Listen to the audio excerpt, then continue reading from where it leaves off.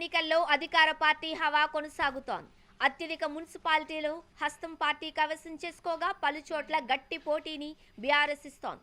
ఇప్పటి వరకు వచ్చిన ఫలితాలలో మంథనిలో కాంగ్రెస్ పార్టీ ఘన విజయం సాధించింది. మంథనిలో మొత్తం 13 వార్డుల్లో కాంగ్రెస్ పార్టీ 11 వార్డులు గెలిచింది.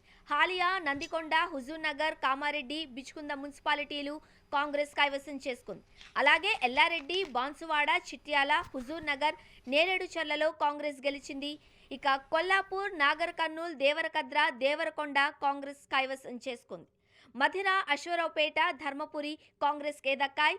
గుమ్మడిదల, ఐజా, గడ్డిపోతారంలో అలానే కేశసముద్రం, గులాబీ వశమయ్యాయి. మరింత సమాచారం మా ప్రతినిధి కావ్య అందిస్తారు. కావ్య, మనం చూసినట్లయితే బీజేపీ గట్టి పోటీ ఇస్తుందేమో అనుకున్న టైంలో అనూహ్యంగా బీఆర్ఎస్ ముందంజలోకి వెళుతోంది. కాంగ్రెస్కి గట్టి పోటీ బీఆర్ఎస్ ఇస్తున్నట్లుగా కూడా కనిపిస్తోంది. ఏం చెప్తారు? ఎస్ వర్ణ, అయితే గట్టి పోటీ కొనసాగుతుంది.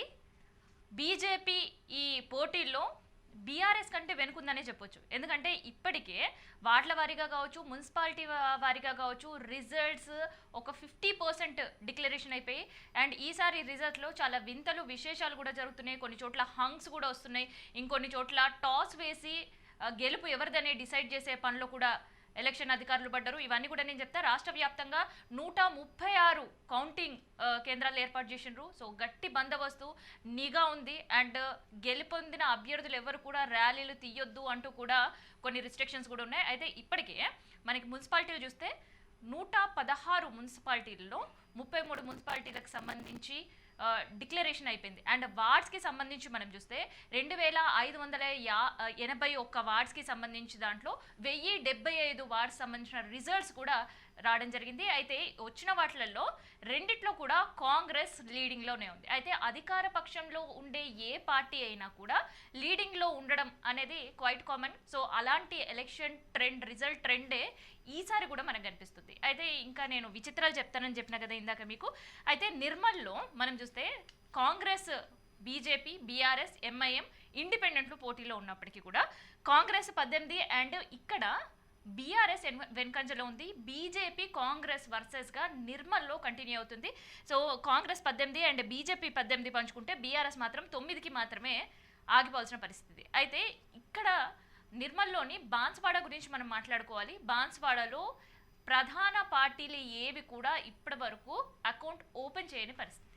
సో కంప్లీట్గా ఉండే 27 వాళ్ళల్లో కూడా బాన్స్వాడలో 7 ఎంఐఎం కైవసం చేసుకుంది, 5 ఇండిపెండెంట్లు లీడింగ్లో ఉండే పరిస్థితి. అయితే ఇప్పటివరకు ప్రధాన పార్టీలు బాన్స్వాడలో అడుగు పెట్టలేరు. అండ్ అలంపూర్ మనం చూసిన బీఆర్ఎస్ అండ్ కాంగ్రెస్ హంగ్ ఏర్పడిన పరిస్థితి చూస్తున్నాం. అండ్ దేవరకాద్రలో కూడా సేమ్ సీన్ కనిపిస్తుంది. అయితే దుబ్బాకలో బీజేపీ వర్సెస్ బీఆర్ఎస్గా ఉంది.